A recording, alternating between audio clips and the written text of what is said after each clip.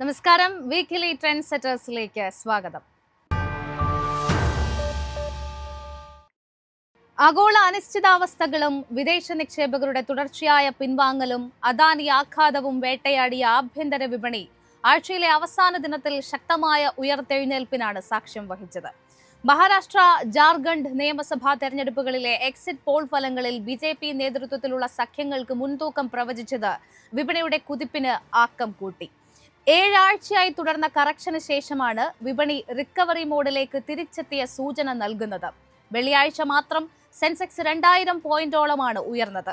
കഴിഞ്ഞ 5 മാസത്തിനിടെയുള്ള ഏറ്റവും വലിയ മുന്നേറ്റം. ഇതോടെ ഒറ്റ ദിവസം കൊണ്ട് നിക്ഷേപക സമ്പത്തിൽ 7.58 ലക്ഷം കോടി രൂപയുടെ വർധനയാണ് കണ്ടത്. ബാങ്കിംഗ്, ഫൈനാൻഷ്യൽ, IT, എനർജി മേഖലകളിലെ ശക്തമായ ബൈയിങ് ഇൻട്രസ്റ്റ് വിപണിയുടെ ഷാർപ്പ് റാലിക്ക് നേതൃത്വം നൽകി. പ്രതിവാര പ്രകടനത്തിൽ നിഫ്റ്റി 1.46% നേട്ടം നൽകിയപ്പോൾ ബാങ്ക് നിഫ്റ്റിയുടെ മുന്നേറ്റം 1.5% പിന്നിട്ടു. സെൻസെക്സ് 1.78% നേട്ടം നൽകി.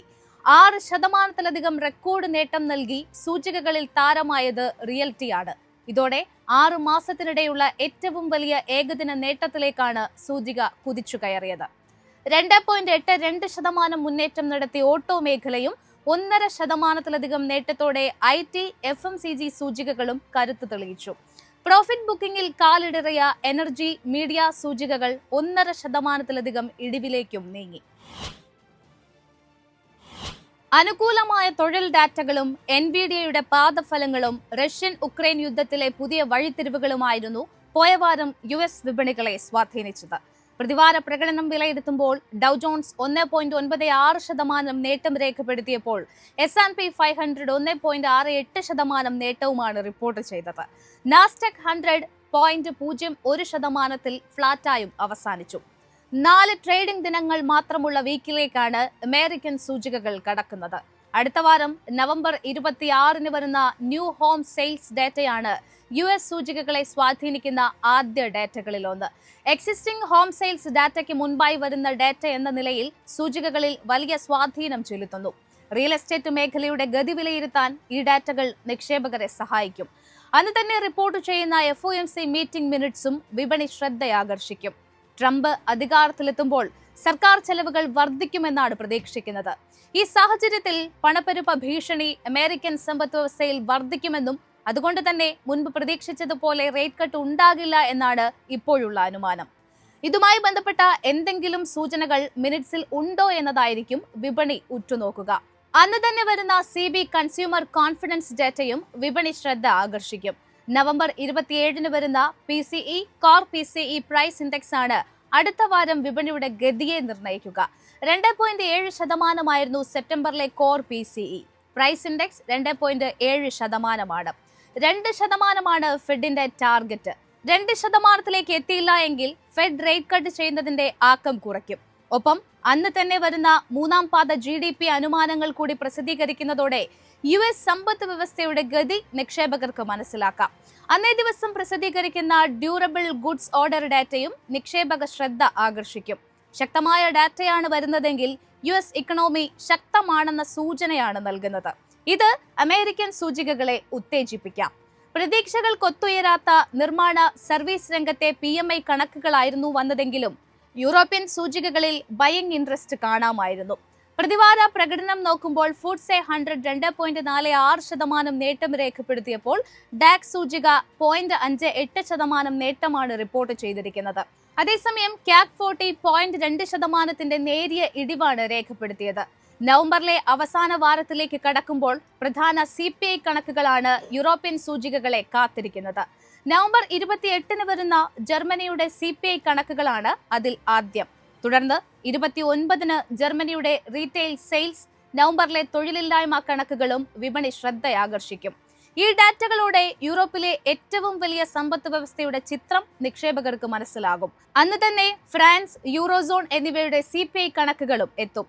ഇതോടെ മേഖലയുടെ പണപ്പെരുപ്പ നിയന്ത്രണ നടപടികൾ വിജയം കണ്ടോ എന്ന് നിക്ഷേപകർക്ക് വിലയിരുത്താം. ഒപ്പം ഫ്രാൻസിന്റെ GDP കണക്കുകളും നവംബർ 29 പ്രസിദ്ധീകരിക്കുന്നതോടെ പ്രധാന സമ്പദ് വ്യവസ്ഥകളുടെ വളർച്ചയുടെ തോത് നിക്ഷേപകർക്ക് മനസ്സിലാക്കാം. തുടർച്ചയായ 4ാം മാസവും ഉയർന്ന ജപ്പാന്റെ വ്യാപാര കമ്മിയും ചൈനയുടെ ക്രൂഡ് ഡിമാൻഡിലെ കുറവുമായിരുന്നു പോയ വാരം ഏഷ്യൻ സൂചികകളെ സ്വാധീനിച്ച പ്രധാന ഡാറ്റകൾ. പ്രതിവാരാടിസ്ഥാനത്തിൽ നെഗറ്റീവ് ടോണിലാണ് പ്രധാന ഏഷ്യൻ വിപണികൾ വ്യാപാരം അവസാനിപ്പിച്ചത്. നവംബർ 28-ന് പബ്ലിഷ് ചെയ്യുന്ന ജപ്പാന്റെ വ്യാവസായിക ഉൽപാദന ഡാറ്റയാണ് അടുത്തയാഴ്ച വരുന്ന പ്രധാന കണക്കുകളിലൊന്ന്. തുടർച്ചയായി ഉയരുന്ന വ്യാപാര കമ്മിയുടെ സാഹചര്യത്തിൽ വ്യാവസായിക ഉൽപാദന ഡാറ്റ ജാപ്പനീസ് വിപണിയുടെ ശ്രദ്ധയാകർഷിക്കും. തുടർന്ന് നവംബർ 29-ന് വരുന്ന ചൈനയുടെ നിർമ്മാണ ഇതര കോമ്പോസൈറ്റ് PMI കണക്കുകളാണ് ഏഷ്യൻ വിപണികൾ ഉറ്റുനോക്കുന്ന പ്രധാന ഡാറ്റ. കമോഡിറ്റി മാർക്കറ്റിൽ ബ്രന്റ് ക്രൂഡ് ആഴ്ചയിലെ 4 ദിനങ്ങളിലും നേട്ടം രേഖപ്പെടുത്തി. വാരാന്ത്യത്തിൽ 5.35% നേട്ടത്തോടെ ബാരലിന് $74.47 വ്യാപാരം അവസാനിപ്പിച്ചത്. WTI ക്രൂഡ് 5.63% ഉയർന്ന് ബാരലിന് 70.83 എന്ന നിലയിലും അവസാനിച്ചു. റഷ്യയും ഉക്രൈനും തമ്മിലുള്ള പിരിമുറുക്കമാണ് നേട്ടത്തിന് കാരണം. ജനുവരിയിൽ ട്രംപ് അധികാരത്തിൽ വരുന്നതിന് മുൻപ് സമാധാനം പുനഃസ്ഥാപിക്കാനാണ് ഇരു രാജ്യങ്ങളും ശ്രമിക്കുന്നത്. ടെക്നിക്കൽ സൈഡിൽ ബ്രന്റ് ക്രൂഡിന്റെ ആദ്യ സപ്പോർട്ട് $73.69, തുടർന്ന് $73.15, $72.81 അപ്സൈഡിലേക്ക് വരുമ്പോൾ $74.57, തുടർന്ന് $74.91 റെസിസ്റ്റൻസായി കണക്കാക്കാം.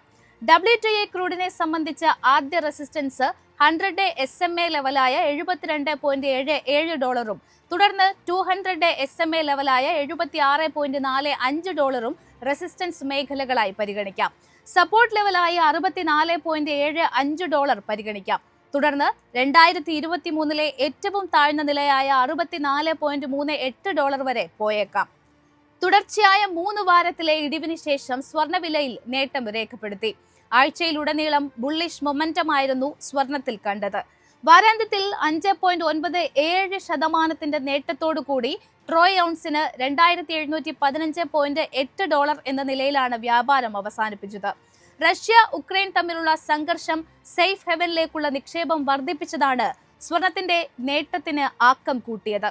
വരുന്ന സെഷനുകളിൽ $2744.33, തുടർന്ന് $2802.63 എന്ന നിർണായക ലെവലുകളായിരിക്കും മേജർ റെസിസ്റ്റൻസ്.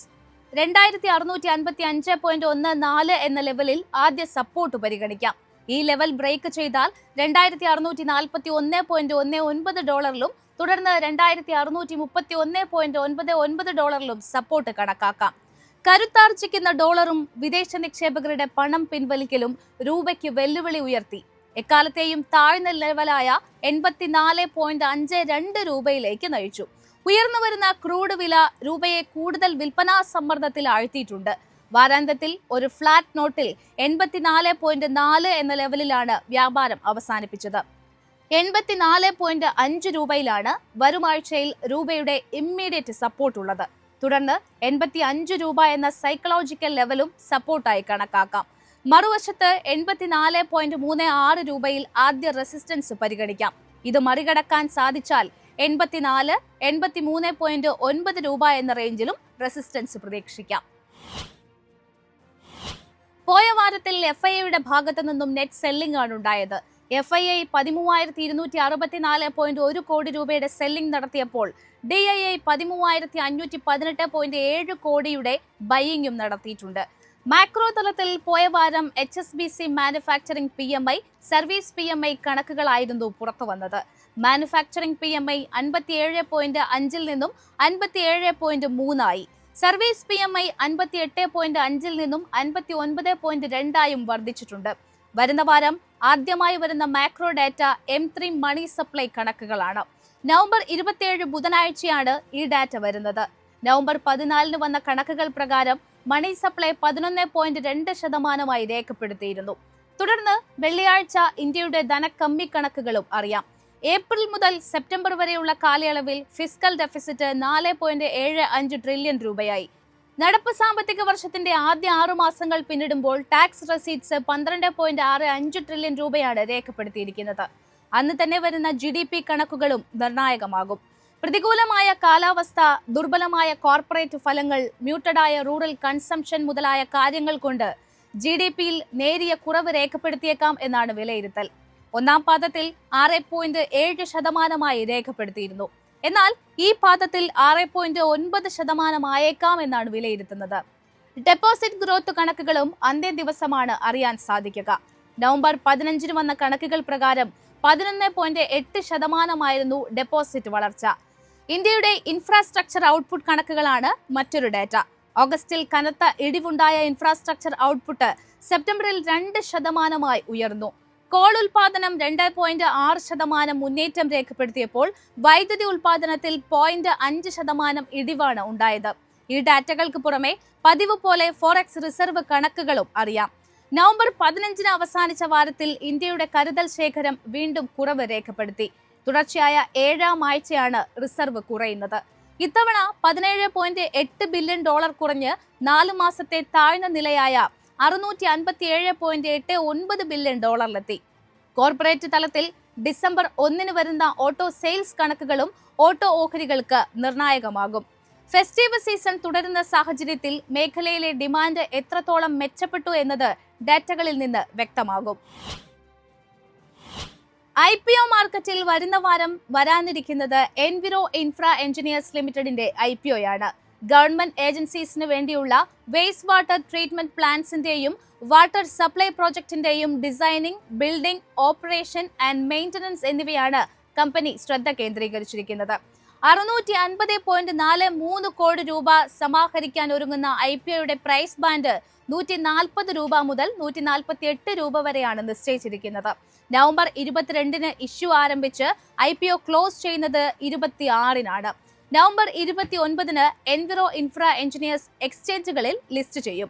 അതേസമയം കഴിഞ്ഞ ആഴ്ചയിൽ IPO ആരംഭിച്ച സിംഗ ലോജിസ്റ്റിക്സ് 2.89% നേരിയ പ്രീമിയത്തിലാണ് ലിസ്റ്റ് ചെയ്തിരിക്കുന്നത്.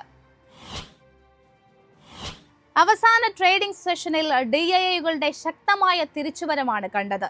ഇതോടെ വാരത്തിന്റെ തുടക്കത്തിലുണ്ടായ സെല്ലിങ്ങിനെ അട്ടിമറിച്ചുകൊണ്ടുള്ള മുന്നേറ്റം നിഫ്റ്റിയിൽ പ്രകടമായി. വെള്ളിയാഴ്ച മാത്രമുണ്ടായ ബുൾറണ്ണിൽ 2.39% നേട്ടമാണ് നിഫ്റ്റി രേഖപ്പെടുത്തിയത്. തുടർച്ചയായ 2 ആഴ്ചകളിലും നെഗറ്റീവിൽ അവസാനിച്ച നിഫ്റ്റി പോയ വാരം 1.5% മുന്നേറി. LKP securities senior technical analyst Rupak De പറയുന്നത് അവസാന ട്രേഡിംഗ് സെഷനിലെ 557 പോയിന്റിന്റെ ബുള്ളിഷ് കാൻഡിൽ കഴിഞ്ഞ 5 ട്രേഡിംഗ് സെഷനുകളിലെ കൺസോളിഡേഷനിൽ നിന്നും ഒരു ഡയറക്ഷണൽ ചേഞ്ച് ആണ് ഉണ്ടാക്കിയത് എന്നാണ്. അദ്ദേഹത്തിന്റെ അഭിപ്രായത്തിൽ RSI ഓവർസോൾഡ് സോണിന് സമീപം ഒരു ബുള്ളിഷ് ക്രോസ് ഓവറിൽ പ്രവേശിച്ചു. ഇത് സൂചികയുടെ ബുള്ളിഷ്നെസിന്റെ ആക്കം സൂചിപ്പിക്കുന്നു. ഇമ്മീഡിയറ്റ് റെസിസ്റ്റൻസ് ആയി 23,960, 24,000 എന്നീ റേഞ്ചുകൾ പരിഗണിക്കാമെന്നും അദ്ദേഹം പറയുന്നു. 24,000 മുകളിലുള്ള നിർണായകമായ നീക്കം 24,500 റാലിക്കും കാരണമാകും. ബെയറിഷ് ടോണിലേക്ക് നീങ്ങിയാൽ പ്രധാന സപ്പോർട്ട് ലെവലുകൾ 23,750, 23,550 ആണെന്നും അദ്ദേഹം കൂട്ടിച്ചേർത്തു. SB സെക്യൂരിറ്റീസ് അനലിസ്റ്റുകൾ പറയുന്നത് സൂചികയിൽ ഇനി വരുന്ന ട്രേഡിംഗ് സെഷനുകളിലും നിലവിലെ പുൾ ബാക്ക് റാലി തുടർന്നേക്കാമെന്നാണ്. ഡൗൺ സൈഡിൽ ഇമ്മീഡിയറ്റ് സപ്പോർട്ടായി 23,500, 23,450 പരിഗണിക്കാം. 23,450 മുകളിൽ സൂചിക നിലനിന്നാൽ 100-day EMA ആയ 24,323 വരെ ഒരു പുൾ ബാക്ക് റാലി തുടരാനുള്ള സാധ്യതയാണുള്ളത്. 23,450 എന്ന ലെവൽ മാർക്കറ്റ് ബ്രേക്ക് ചെയ്യുകയാണെങ്കിൽ ഷോർട്ട് ടേം സപ്പോർട്ടായി 23,150, 22,800 എന്ന ലെവലുകളും പരിഗണിക്കാം. ബാങ്ക് നിഫ്റ്റിയിലേക്ക് വരുമ്പോൾ 51,000 മുകളിൽ ശക്തമായി ക്ലോസ് ചെയ്ത സൂചിക പോയ വാരം 1.9%, അതായത് 955 പോയിന്റ് ഉയർന്നാണ് ക്ലോസ് ചെയ്തത്.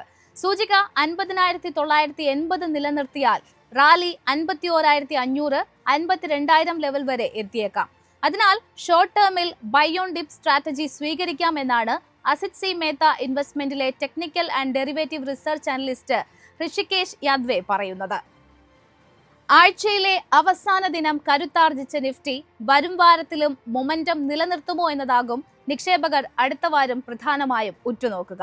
മാർക്കറ്റിന്റെ കൂടുതൽ അപ്ഡേറ്റ്സും പ്രീ മാർക്കറ്റ് അനാലിസിസുമായി തിങ്കളാഴ്ച രാവിലെ 8:30 മാർക്കറ്റ് പ്ലസിൽ കാണാം. നന്ദി, നമസ്കാരം.